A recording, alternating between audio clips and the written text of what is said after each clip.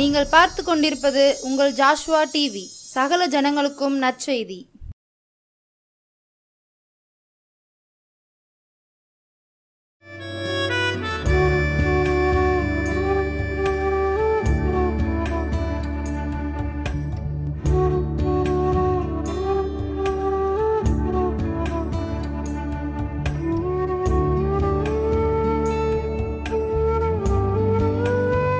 ஆண்டவராகிய இயேசு கிறிஸ்து நாமத்தினாலே உங்கள் யாவருக்கும் என் அன்பின் வாழ்த்துக்களையும் நன்றிகளையும் தெரிவிக்கிறேன். ஆலோசனை நேரம் என்ற நிகழ்ச்சியின் வாயிலாய் கர்த்தருடைய வார்த்தையை கேட்கிற உங்கள் ஒவ்வொருவரையும் கர்த்தர் தாமே அளவில்லாமல் ஆசீர்வதிப்பாராக.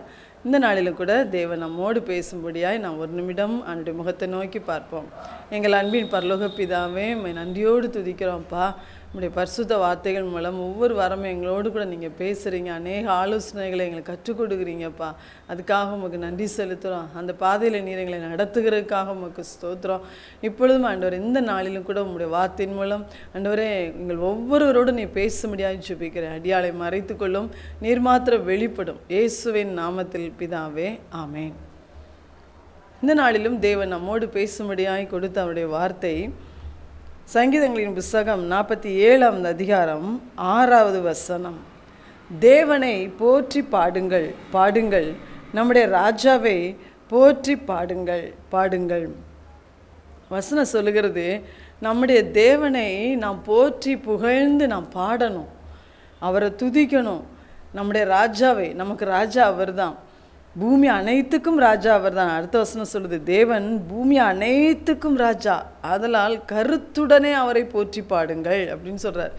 அவரை போற்றுறதும் நீ நல்லவர் வல்லவர்னு புகழ்கிறோம், ஆனால் அதையே கருத்தோடு கூட எதுக்காக அவர் அவ்வளோ நல்லவர், எதுக்காக அவர் அவ்வளோ வல்லமை உள்ளவர் என்று சொல்லி கருத்தோடு அவரை குறித்து அறிந்து நாம் போற்றி அவரை பாடணும் அப்படின்னு சொல்கிறார் ஆண்டவர். அப்போ அவரை துதிக்கும் போது நாம் அவரை அறிந்து கருத்தோடு அவரை துதிக்கணும், அவரை போற்றி பாடணும், புகழணும் அப்படின்னு ஆண்டவர் சொல்கிறார். நம்முடைய ஆவிக்குரிய வாழ்க்கையில் வேதம் வாசிப்போம், ஜெபம் பண்ணுவோம், நம்முடைய விண்ணப்பங்களை வைப்போம். அதில் ஒரு பகுதி நாம் தேவனை அதிகமாய் புகழ்ந்து போற்றி பாடுவது, அவரை புகழ்ந்து துதிப்பது. அப்போ அதை நம்ம ஆண்டவரை குறித்து கருத்தோடு கூட அவரை குறித்து அறிந்து நம்ம பாடணும்னு சொல்கிறார். ஏசப்பா யோவான் 17ஆம் அதிகாரம் 3ஆம் வசனத்தில் சொல்லியிருக்கிறாரு, ஒன்றான மெய் தேவனாகிய உம்மையும் பிதாவை பார்த்து ஆண்டவராக இயேசு சீஷர்களோடு கூட இருக்கும்போது பிதாவை பார்த்து அவர் ஜெபம் பண்ணுகிறார்.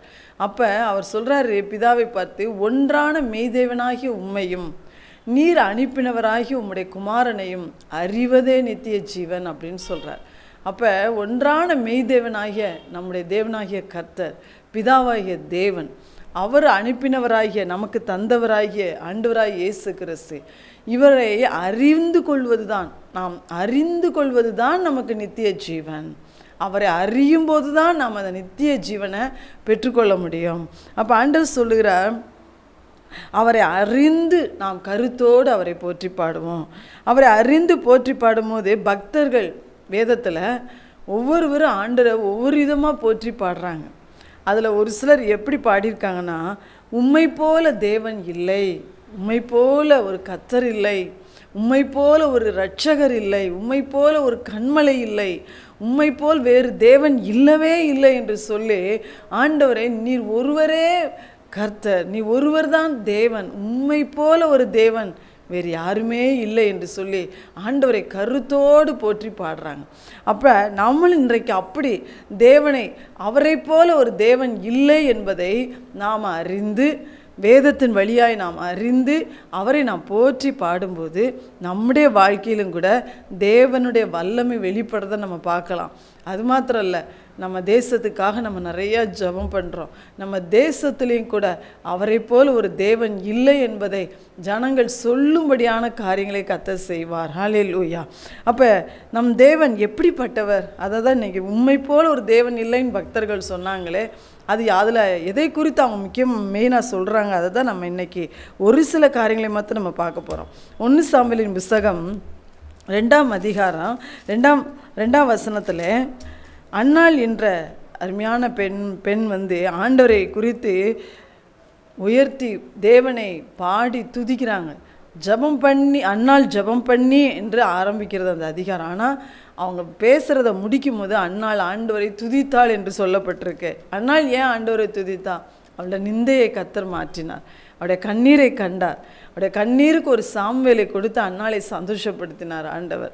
அதனால அன்னாள் என்ன செய்கிறா? ஆண்டவரை பார்த்து 2ஆம் வசனத்தில் சொல்கிறா, கர்த்தரை போல பரிசுத்தம் உள்ளவர் இல்லை, உம்மை அல்லாமல் வேறு ஒருவரும் இல்லை, எங்கள் தேவனை போல ஒரு கண்மலையும் இல்லை. இந்த இடத்துல அன்னாள் ஒரு காரியத்தை ஆண்டவரை குறித்து சொல்லும்போது சொல்கிறாங்க, கர்த்தரை போல பரிசுத்தம் உள்ளவர் இல்லை, கர்த்தரை போல பரிசுத்தம் உள்ளவர் இல்லை, உம்மை அல்லாமல் வேறு ஒருவரும் இல்லை.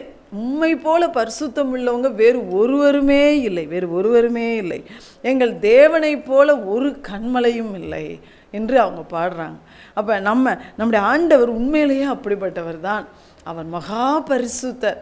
ஆண்டவர் அவரை குறித்து சொல்லும்போது வேதத்தில் பார்த்தீங்கன்னா அவருடைய பரிசுத்தத்தை குறித்து நிறைய காரியங்கள் சொல்லப்பட்டிருக்கிறது. அவர் பரிசுத்தத்திலே மகத்துவம் உள்ள தேவன். பரிசுத்த மகிமையினால் பரலோகம் முழுவதும் நிரம்பி இருக்கிறது. ஆண்டவர் சொல்கிறாரு, நான் பரிசுத்தர், ஆகையால் நீங்களும் பரிசுத்தராயிருங்கள், என்னுடைய ஜனமாகிய நீங்களும் பரிசுத்தராயிருங்கள். ஆண்டவர் சொன்னார், நான் பரிசுத்தர், ஆகையால் நீங்களும் உங்கள் நடக்கைகள் எல்லாவற்றிலேயும் பரிசுத்தராயிருங்கள். அப்போ நம்ம ஆண்டவர் மகா பரிசுத்தர், அவர் மகா பரிசுத்தர். அதனால நம்மை பார்த்து என்ன சொல்கிறாரு?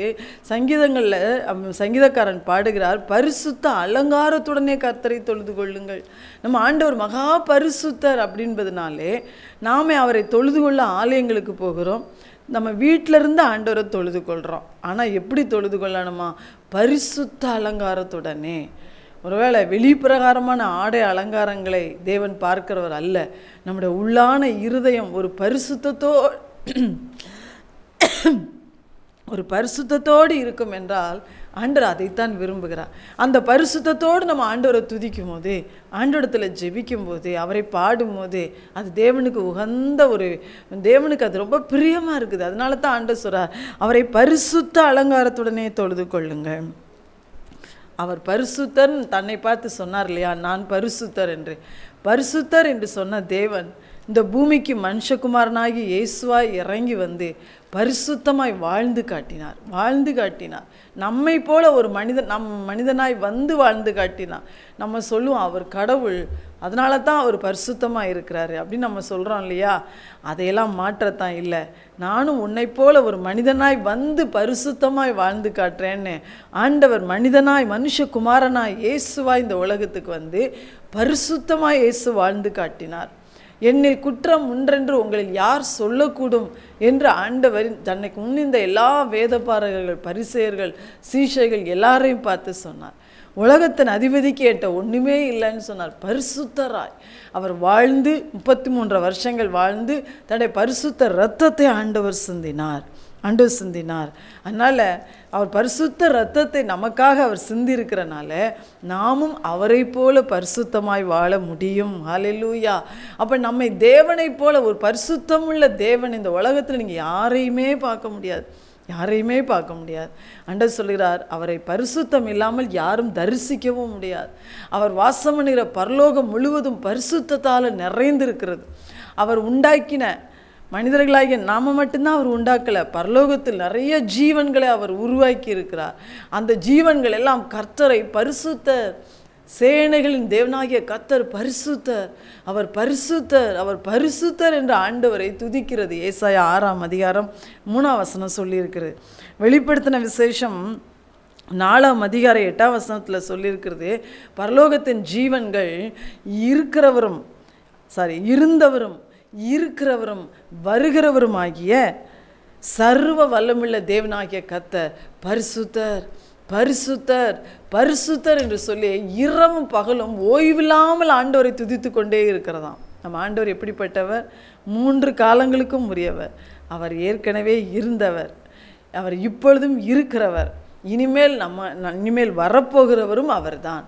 அப்படிப்பட்ட சர்வ வல்லமுள்ள தேவனாகிய கர்த்தர் எப்படிப்பட்டவர்? அவர் மகா பரிசுத்தர் என்று இரவும் பகலும் ஓய்வில்லாமல் துதித்து கொண்டிருக்கிறதாம். சங்கீதக்காரன் சொல்லுகிறார், அவருடைய நாமம் பரிசுத்தமுள்ள ஒரு நாமம். நம்ம இயேசுன்ற நாமத்தை கூப்பிடுறோம் இல்லையா, அந்த நாமத்துக்கு சாத்தான் நடுங்குவான். அந்த நாமத்துக்கு முன்பாய் முழங்கால்கள் முடங்கும். ஏன்? அந்த நாமம் பரிசுத்தம் உள்ள நாமம். அவருடைய நாமம் பரிசுத்தம் உள்ளது. அது மகத்துவமும் பயங்கரமான நாமம். அந்த நாமத்தை தான் நாம் துதிக்கிறோம். அதனால் இயேசுன்ற பேரை நம்ம சும்மா விளையாட்டாக எதுவும் நம்ம சொல்லி பயன்படுத்திட முடியாது. அவருடைய நாமம் பரிசுத்தம் உள்ள நாமம், பேய்கள் நடுங்குகிற நாமம், அண்ட சராசரங்களும் நடுங்குகிற நாமம் இயேசுவின் நாமம், பரிசுத்தமுள்ள நாமம். நம் ஆண்டவர் இப்படிப்பட்ட பரிசுத்தர். அவரை அது நம்மை பரிசுத்தமாக்குகிற கர்த்தர். அவர் பரிசுத்தமாகவே எப்பொழுதும் காணப்படுகிற தேவன். அப்போ ஆண்டவர் சொல்றார், இப்படிப்பட்ட மகிமை நிறைந்த ஒரு தேவனை நீங்கள் பார்த்துருக்குறீங்களா? நீங்கள் இந்த உலகத்தில் பார்த்துருக்குறீங்களா? உங்களுக்கு அப்படிப்பட்ட ஒரு தெய்வத்தை உங்களுக்கு தெரியுமா? ஆண்டவர் சொல்றார், அவரை தவிர வேறு யாருமே அப்படிப்பட்டவர்கள் இல்லை. அதான் அன்னாள் சொல்லுகிறாள், சரியாய் ஆண்டவரை அறிந்து புரிந்து நம்ம கர்த்தரை போல பரிசுத்தம் உள்ளவர் ஒருவரும் இல்லை. அருமையான கர்த்தருடைய பிள்ளைகளை, நீங்கள் பரிசுத்தமாக வாழ்கிறீங்களா?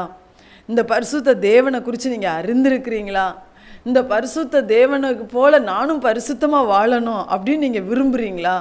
அதுக்காக உங்கள் வாழ்க்கையை நீங்கள் ஆண்டு கையில் ஒப்பு கொடுத்துருக்கிறீங்களா? நீங்கள் அப்படி ஒப்பு கொடுத்துருப்பீங்கன்னா அவர் கட்டாயம் அவருடைய பரிசுத்தத்தை உங்களுக்கு கட்டாயம் தருவார். உங்களை பரிசுத்தமான வழியிலேயே உங்களை அவர் நடத்துவார்.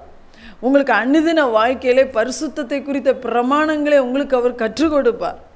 உங்களுக்குள் இன்றைக்கு ஆவியாக இருக்கிற தேவன் உங்களுக்கு பரிசுத்தத்தை குறித்து உங்களோடு போதிப்பார், உங்களோடு பேசுவார். அவருடைய பரிசுத்தத்துக்கும் நீதிக்கும் நியாயத்துக்கும் நம்மை அவர் சாட்சியாய் நிறுத்துவார். ஹல்லேலூயா. அப்போ நாம் அப்படி அவரை போல நானும் பரிசுத்தமாக வாழணும்னு உங்களை அர்ப்பணிக்கும் போது நீங்கள் அவருடைய பரிசுத்தத்தின் வல்லமையை அறிந்து கொள்வீங்க. அது மாத்திரம் நம்மளும் அன்னாலை போல சொல்லுவோம், ஆண்டவரே உம்மை போல ஒரு பரிசுத்தமுள்ள தேவன் யாருமே இல்லைப்பா. இப்படி நாம் கர்த்தரை அறிந்து அவரை போற்றி பாடணும்னு விரும்புகிறார். அடுத்த ஆண்டவரை பக்தர்கள் எப்படி பாடினாங்க தெரியுமா?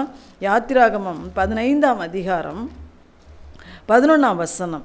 இங்கு பார்த்தீங்கன்னா மோசேயும் இஸ்ரவேல் புத்திரரும் கர்த்தரை புகழ்ந்து பாடின பாட்டு அப்படின்னு சொல்லியிருக்கு. 1ஆம் வசனத்திலிருந்தே சொல்லியிருக்கு. 11ஆம் வசனத்தில் என்ன சொல்கிறாங்க? கர்த்தாவே, தேவர்களில் உமக்கு ஒப்பானவர் யார்? பரிசுத்தத்தில் மகத்துவம் உள்ளவரும் துதிகளில் பயப்படத்தக்கவரும் அற்புதங்களை செய்கிறவருமாகிய உமக்கு ஒப்பானவர் யார்? மோசையும் இஸ்ரவேல் புத்திரர்களும் தேவனுக்கு ஒப்பானவர், அவருடைய வல்லமைக்கு ஒப்பானவர் யாருமே இந்த உலகத்தில் இல்லை என்பதை அறிந்து கொண்டார்கள். ஹல்லேலூயா. எப்படி அறிந்து கொண்டாங்க தெரியுமா? அவங்களை இஸ்ரவேல் புத்திரர் அதாவது 30 லட்சத்துக்கும் அதிகமான ஜனங்கள் 430 வருஷம் எகிப்தின் ராஜாவுடைய கைகளில் அடிமைப்பட்டு கிடந்தாங்க. எகிப்து தேவர்கள் அவர்கள் மேல் ஆதிக்கம் செலுத்தி கொண்டிருந்தது. எகிப்தின் மக்களால் அவங்க அடிமைப்படுத்தப்பட்டிருந்தாங்க. அப்போ பல விதத்தில் ஒடுக்கப்பட்டிருந்த அந்த ஜனங்களை கர்த்தர் ஒரு நாளில் அவருடைய தாசனாகிய மோசையை அனுப்பி அவரே இறங்கி வந்து தன் ஜனத்துக்காக பலத்த அற்புதங்களை செய்தார், பலத்த அடையாளங்களை செய்தார். நம்ம எல்லாருக்கும் தெரியும். நீங்கள் வேதத்தை எடுத்து யாத்திராகமம் புத்தகத்தை நீங்கள் வாசித்து பார்த்தீங்கன்னா அதில் அந்த காரியங்கள் எல்லாம் எழுதப்பட்டிருக்கிறது. ஆண்டவர் அவருக்கு ஒப்பானவர் யாரும் இல்லை என்பதை அந்த பார்வோன் ராஜாவுக்கு அறிய வைத்தார். அவருக்கு ஒப்பான தேவன் இந்த உலகத்தில் யாருமே இல்லை என்பதை அந்த எகிப்து நாட்டு மக்களுக்கு தேவன் உணர்த்தினார். அந்த எகிப்துள்ள மந்திரவாதிகள் எல்லாம் அவங்க வணங்கின தேவர்களை வைத்துக்கொண்டு ஆண்டவரிடத்திலே சவால் விட்டு வந்து நின்னாங்க. ஆனால் அவர்களுக்கு தேவன் அவரை போல ஒரு தேவன் இல்லை, அவருக்கு ஒப்பானவர் இல்லை, அவருக்கு மிஞ்சினவன் யாரும் இல்லை என்பதை அந்த தேவர்களுக்கும் தேவன் அறிய வைத்தார். ஹல்லேலூயா. மந்திரவாதிகள் அந்த மோசே செய்தது போல் ஒரு சில அற்புதங்களை செஞ்சாங்க. ஆனால் ஒரு கட்டம் தாண்டின உடனே அவங்களால அதுக்கு மேலே ஒன்றுமே செய்ய முடியல. அப்போ அவங்க புரிஞ்சு கொண்டாங்க, இது தேவனுடைய விரல், இது வானத்தையும் பூமியும் உண்டாக்கின கர்த்தருடைய விரல் என்பதை அவங்க அறிந்து கொண்டாங்க. அது மாத்திரம் இல்லை, அவங்கள அந்த 10 விதமான வாதைகளால் வாதித்து இஸ்ரவேல் மக்களை எகிப்திலிருந்து கர்த்தர் வெளியே கொண்டு வந்த பிறகு அந்த பார்வோனும் அவன் சேனைகளும் பின்தொடர்ந்து வந்த அவர்களை இஸ்ரவேல் ஜனங்களுடைய கண்களுக்கு முன்பதாகவே ஆண்டவர் அந்த பெரிய செங்கடலை ஏறத்தாழ 18 கிலோமீட்டருக்கும் மேலே இருக்கும்னு சொல்கிறாங்க. அந்த செங்கடலை 2ஆய் தேவன் பிளந்து வெட்டாந்தரை ஆக்கி அந்த வெட்டாந்தரையில் இவங்களெல்லாவற்றையும் நடந்து கடலை கடக்க செய்து அந்த வெட்டாந்தரைக்குள்ள பார்வோனின் சேனைகளையும் பார்வோனையும் உள்ள அனுப்பி அந்த கடலின் ஆழத்துக்குள்ளே எல்லாருடைய கண்களுக்கு முன்பாகவே இவங்களை அடிமைப்படுத்தி வைத்திருந்த அந்த சத்துருக்களை ஆண்டவர் மூழ்கடித்து போட்டார். ஹல்லேலூயா. குதிரைகளையும் குதிரை வீரனையும் பெரிய பெரிய தளபதிகள் எல்லாரும் இந்த ஜனங்களுடைய கண்களுக்கு முன்பாகவே மூழ்கி போனார்கள். அவர்களை அப்படியே கடல் உள்வாங்கி கொண்டது. அதுக்கு பிறகு கடல் ஒன்று சேர்ந்தது. இந்த ஜனங்களோ பாதுகாப்பாய் கடலை தாண்டினார்கள். அவங்க கண்ணுக்கு முன்னால் இவ்வளோ பெரிய அற்புதம் நடந்துச்சு, இவ்வளோ பெரிய வல்லமையுள்ள தேவனுடைய செயல் வெளிப்பட்டது. அதனால தான் அவங்க சொல்கிறாங்க, கர்த்தாவே, தேவர்களில் உமக்கு ஒப்பானவர் யார்? உம்மை போல ஒரு தேவன் இல்லை, உம்மை போல ஒரு தேவன் இல்லை. அந்த தேவன் இன்றைக்கும் மாறாதவர், இன்றைக்கும் அவர் அப்படிப்பட்டவர் தான். அவர் அதில் சொல்கிறார், பரிசுத்தத்தில் நீ மகத்துவம் உள்ளவர். நம்ம முதலாவது பார்த்தோம். அடுத்து அவர் சொல்கிறார், துதிகளில் பயப்படத்தக்கவர். பரலோகம் முழுவதும் கர்த்தரை துதிக்கிற துதியால் தான் நிறைந்திருக்கிறது. பரலோகத்தில் நிறைய பரிசுத்தவான்கள் இருக்கிறாங்க, நிறைய ஜீவன்கள் இருக்குது, பரலோகத்தின் மூப்பர்கள் இருக்கிறாங்க, அங்கே பெரிய ஒரு ஆலோசனை சங்கம் இருக்குன்னு சொல்கிறாங்க. வேதத்தில் நிறைய அப்படிலாம் சொல்லப்பட்டிருக்கு. அப்போ பரலோகமும் ஒரு பெரிய உலகம். ஆனால் அங்கே பரிசுத்தம் மட்டும்தான் இருக்கும். அங்கே தேவனை துதிக்கிற துதியால் அது நிறைஞ்சிருக்கும். ஆனால் அவ்வளோ இருந்தாலும் அந்த துதிகளின் மத்தியிலும் எல்லாருக்குள்ளுமே அந்த தேவனை குறித்த ஒரு பயம் இருக்குமா, ஒரு பயம். அதான் துதிகளில் பயப்படத்தக்கவர். நம்ம அதனால தான் ஆண்டவரை பயத்துடனே சேவிக்கணும், அவரை நடுக்கத்துடனே அவர்கள் களி கூறணும். எனக்கு அவர் ரத்தத்தினால விடுதலை கொடுத்துட்டாரு, நான் அவர் பிள்ளையாக மாறிட்டேன்னு சொல்லி நம்ம பயம் இல்லாமல் அவரை சேவிக்க முடியாது, பயமில்லாமல் அவரை ஆராதிக்க முடியாது. அவரை கனம் கொடுத்து தான் நம்ம அவரை ஆராதிக்கணும், அவரை பயத்தோடு தான் நம்ம சேவிக்கணும். அப்போ அவர் சொல்கிறாரு, துதிகள் பயப்படத்தக்கவர். அடுத்து சொல்கிறார், அற்புதங்களை செய்கிறவர். எகிப்து தேசத்தில் அற்புதங்களுக்கு மேலே அற்புதங்களை செய்தார். இன்னைக்கு பிசாசும் அற்புதங்களை செய்வான். ஆனால் தேவன் செய்கிற அற்புதங்கள் அவனுடைய வல்லமையை காட்டிலும் மேலான வல்லமை என்பதை அறியும்படியாய் தேவன் அற்புதங்களை செய்தார். அதே அற்புதங்களை இன்றைக்கும் நமக்கு செய்வார். அப்படி பாடலாம் இன்றைக்கி எழுதியிருக்கிறாங்க, கர்த்தாவே, தேவர்களில் உமக்கு ஒப்பானவர் யார்? அருமையான கர்த்தருடைய பிள்ளைகளே, நீங்களும் நானும் கர்த்தர் அப்படி அறிந்த எல்லா தேவர்களை விட என் தேவனுக்கு ஒப்பானவர் யார்? அற்புதங்களை செய்கிற அவருக்கு ஒப்பானவர் யார்? அவர் துதிகளில் பயப்படத்தக்கவர், பரிசுத்தத்தில் மகத்துவம் உள்ளவர்னு சொல்லி ஆண்டரை குறித்து நம்ம அறிந்து அவரை போற்றி பாடணும்னு ஆண்டவர் சொல்கிறார். நீங்கள் அப்படி உண்மையாகவே கருத்துடனே போற்றி பாடி பாருங்க. அது மாத்திரம் இல்லை, ஆண்டவர் அப்படிப்பட்ட அற்புதங்களை செய்கிறவராய் நம்ம தேசத்தில் அவர் வெளிப்பட போகிறார்.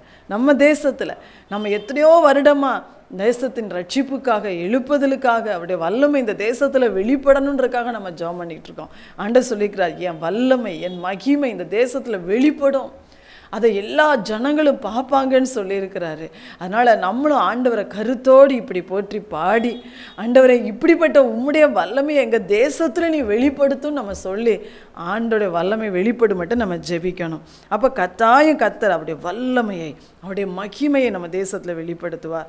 போற்றி நம்ம பாடணும், ஜெபிக்கணும். அடுத்து மூன்றாவதாக தாவீது அவர் சங்கீதங்களின் 1 நாளாகமம் 17ஆம் அதிகாரம் 20ஆம் வசனத்தில் தாவீது சொல்கிறாரு. 1 நாளாகமம் 17ஆம் அதிகாரம் 20ஆம் வசனத்தில் தாவீது சொல்கிறாரு, கர்த்தாவே, உமக்கு நிகரானவர் யார்? அவர் சொல்கிறாரு,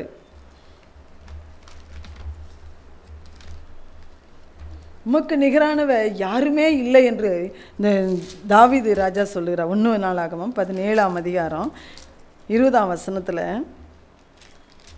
கர்த்தாவே, நாங்கள் எங்கள் காதுகளால் கேட்ட எல்லாவற்றின்படியும் தேவரீருக்கு நிகரானவர் இல்லை, தேவரீருக்கு நிகரானவர் இல்லை, உம்மை தவிர வேறே தேவன் இல்லை. தாவீது சொல்கிறாரு, நாங்கள் எங்கள் காதுகளால் உம்மை குறித்து நிறைய கேள்விப்பட்டிருக்கோம் ஆண்டவரை, எங்கள் தேவனை போல எங்கள் தேவனுக்கு நிகரானவர் யாருமே இல்லை. நிகரானவர்னா என்ன? சரி சமானமானவர், அவருக்கு சமமானவர் யாருமே இல்லை. ஆண்டவரும் ஒரு இடத்துல சொல்கிறார், நானே தேவன், என்னை தவிர வேறு தேவன் இல்லை, எனக்கு சமானமானவனும் இல்லை. அப்போ ஆண்டவருக்கு நிகராங்க நீ யாரையுமே ஒப்பிட்டு சொல்ல முடியாது. சிலர் சொல்லுவாங்க, எல்லா தேவர்களும் இருக்காங்கல்ல, அவங்கள மாதிரி இயேசுவும் ஒருவர் அப்படின்னு சொல்லுவாங்க. அவங்கள ஒருத்தர் இயேசு இல்லை. எல்லா தேவர்களிலும் ஒருவர் இயேசு கிடையாது. இயேசு ஒருவரே மெய்யான தேவன். ஹல்லேலூயா. அவருக்கு நிகராக யாருமே கிடையாது, யாரையுமே ஒப்பிட்டு சொல்ல முடியாது. சாராள் நவரோஜி என்ற ஒரு அருமையான தாயார் ஒரு பாடலை எழுதியிருக்கிறாங்க, நிகரே இல்லாத சர்வேசா, திகழும் ஒளி பிரகாசா, ஒளியின் மத்தியிலே வாசம் பண்ணுகிறவர். அவரை போல அவருக்கு நிகராக நீங்கள் எதையுமே சொல்ல முடியாது. அவருக்கு ஒப்பிட்டு, அவரோடு ஒப்பிட்டு நீங்கள் எதையுமே சொல்ல முடியாது. யாரையுமே சொல்ல முடியாது. யாரையுமே அவருக்கு நிகராக நீங்கள் உயர்த்த முடியாது. யாரையுமே அவருக்கு நிகராக நீங்கள் மேன்மைப்படுத்த முடியாது. அந்த தாயார் பாடமும் சொல்கிறாங்க, கல்லும் மண்ணும் எங்களுடைய கடவுகள் அல்ல, கையின் சித்திரம் எங்களுடைய தெய்வம் அல்ல. எங்களுடைய தெய்வம் எப்படிப்பட்டவர்? ஆவியோடும் உண்மையோடும் அவரை தொழுது கொள்ளுகிற ஒளிமயமான தேவன். ஒளிமயமான தேவன். அவருக்கு நிகரானவர் யாருமே கிடையாது. ஒருத்தன் பார்த்தீங்கன்னா ஆண்டவருக்கு நிகராய் தன்னை உயர்த்தினான், அவன்தான் சாத்தான்.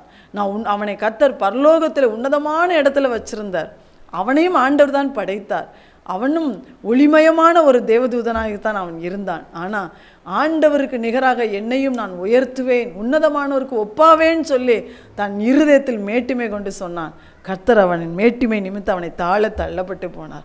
ஆதலால் நாம் கூட நம்ம தேவனுக்கு நிகராக எந்த ஒரு காரியத்திலும் நம்மளை உயர்த்த முடியாது, உயர்த்தக்கூடாது. இன்றைக்கி நிறைய பேர் ஒருவேளை தேவனுக்கு நிகராக தங்களை உயர்த்தி கொள்ளலாம். ஆனால் தங்களை உயர்த்துறவர்களுடைய நிலைமை ரொம்ப பரிதாபம். ஆண்டவரே, கடைசி நாட்களே நானே கிறிஸ்து என்று சொல்லி உங்களை அநேகர் வஞ்சிப்பார்கள். அப்படிப்பட்ட வஞ்சகர் கைகளில் நம்ம சிக்கிடக்கூடாது. கிறிஸ்துவை போலவே தங்களை உயர்த்தி கொள்ளுகிற ஸ்தானங்களை உயர்த்தி கொள்ளுகிறவர்களும் உண்டு. ஆனால் கர்த்தர் சொல்லுகிறார், அவர்களெல்லாம் யாருமே கர்த்தரோடு கூட யாரையும் ஒப்பிட்டு நாம் சொல்ல முடியாது. அப்படிப்பட்ட நிகரில்லாத தேவன்.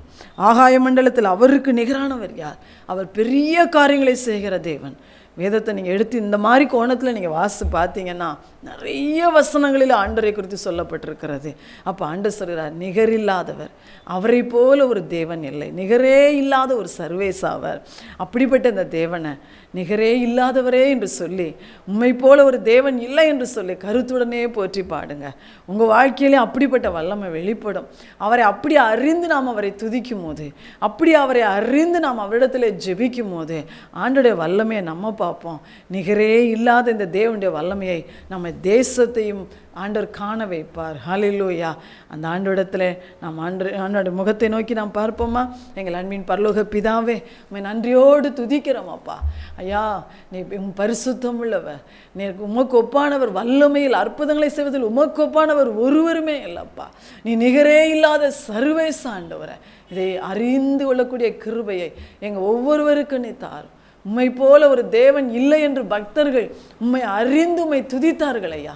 நாங்களும் அப்படியா எங்கள் இருதயத்தில் அறிந்து உணர்ந்து உம்மை துதிக்க, உம்மிடத்தில் எங்கள் தேசமும் இப்படிப்பட்ட தேவனை அறிய வேண்டும் என்று விண்ணப்பம் பண்ண எங்களுக்கு நீ கிருபை தார்.